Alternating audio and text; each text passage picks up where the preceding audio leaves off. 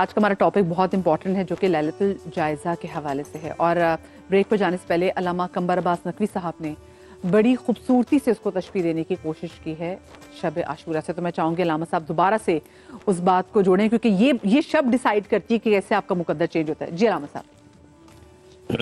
میں عرض کر رہا تھا کہ جو لیلۃ الجائزہ کے حوالے سے کہ انسان اپنے اندر سے اپنے آپ سے گفتگو کرے اور اپنے اوپر جو ہے اپنے اندر، چونکہ دیکھیے اشجع الناس من غلب ہواہ، شجاع ترین انسان وہ ہے جو اپنے نفس امارہ پر غلبہ حاصل کر لے.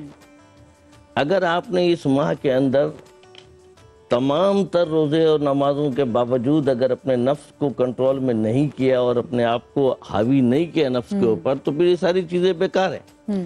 اور نماز اس لیے ہے کہ آپ کو فحاشی اور عریانیت سے بچائے، آپ کو گناہوں سے روکے. تو روزے بھی اس لیے ہیں کہ آپ صاحب تقویٰ بن جائیں، آپ اللہ کے قریب ہو جائیں. نور بھائی نے بڑا اچھا سوال کیا تھا کہ کیسے کیا جائے، ٹھیک ہے نا. تو میں نے مثال دی، میں نے کہا جناب آج کی رات کو آپ اگر تشبیہاً لے جائیں اور شب عاشور پر، اللہ اکبر، اور آپ دیکھیں کہ جس طریقے سے ساری دنیا جو ہے وہ یہ سمجھتی ہے کہ میں صحیح ہوں، میں صحیح ہوں، میں صحیح ہوں، لیکن یہ اس وقت اس کو ملتا ہے نتیجہ ہے کہ جب کوئی یہ سوچے کہ میں کہاں ہوں. اللہ اکبر، کیا بڑی بات. میں کہاں ہوں، کیا میں اپنے اندر کوئی خامی اپنی محسوس کر رہا ہوں.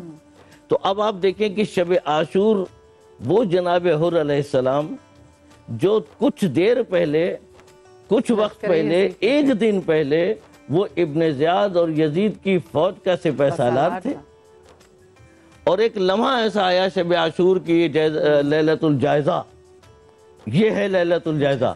ایک لمحہ آیا کہ اب جناب حر ہیں اور ان کا خیمہ ہے، اور ان کی جو ہے نا وہ تنہائی ہے، اور ان کی آپس میں گفتگو ہے، اور اس تنہائی میں وہ بات کر رہے ہیں اور دیکھ رہے ہیں. ایک طرف حافظ قرآن بھی ہیں، نماز پڑھنے والے بھی ہیں، روزہ رکھنے والے بھی ہیں، مفتیان جہاں بھی ہیں، اللہ اور رسول کے دعوے کرنے والے بھی ہیں، نمازیں بھی پڑھنے والے ہیں، یہ کہہ کر کے قتل حسین کرنے والے ہیں کہ جلدی کرو کہ نماز کا وقت ہو رہا ہے. یہ ایک ایسا تصور تھا کہ جہاں حر جیسی شخصیت نے ایک جائزہ لیا، اور ایک لمحہ تھا جس لمحے اس نے اپنے اندر ایک ارادے کو اس نے ایک تقویت دی، اور تقویت دینے کا کہ نہیں، حق تو یہ ہے، اسلام تو یہ ہے، قرآن تو یہ ہے، شریعت تو یہ ہے. تو اب جناب حر کے پاس ایک پہچان، ایک سمجھ آئی، چونکہ اللہ نے بھی مدد کی. جب آپ کا ارادہ جو ہے وہ مخلص ہوں گے آپ اپنے ارادے میں اور سچے ہوں گے تو پھر اللہ مدد کرے گا. اب اللہ نے جناب حر کی مدد کیا کی کہ جس کو تم قرآن سمجھ رہے ہو وہ قرآن وہ نہیں ہے، قرآن تو یہ ہے. جس کو تم دین سمجھ رہے ہو وہ دین نہیں ہے، دین حسین کا نام ہے. جس کو تم اسلام سمجھ رہے ہو وہ اسلام نہیں ہے، اسلام حسین کا نام ہے، شریعت حسین کا نام ہے، توحید حسین کا نام ہے، رسالت حسین کا نام ہے، اطاعت حسین کا نام ہے. تو جب یہ تصور اس نے کیا اور یہ سوچا تو اب ان کے ارادے کو اللہ نے مضبوط کیا. تو آج اگر آپ جناب حر کی پیروی کرتے ہوئے اپنے اندر یہ ایک جائزہ لینا شروع کر دیں کہ میں کہاں کھڑا ہوں اور مجھے حق کی تلاش ہے، مجھے صراط مستقیم کی تلاش ہے، مجھے توحید کی تلاش ہے، مجھے رسالت کے دامن تھامنا ہے، مجھے قرآن سے منسلک ہونا ہے اور اپنے نفس امارہ کو چھوڑنا ہے.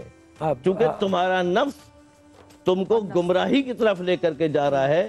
نفس جو ہے وہ امارۃ سوء ہے، وہ برائی کی طرف لے کر کے جاتا ہے. تو یہ ایک جائزے کی رات ہے. اگر آپ ارادہ کریں گے اور اس ارادے کے اندر آپ کا اخلاص ہوگا تو آج آپ حق پہچانے. اور بس ان کے ساتھ میں آخری جملہ کر دوں کہ اب آپ نے کیا کیا، اب جناب حر نے صرف حق کے ساتھ کھڑے ہو گئے اور کامیاب ہو گئے.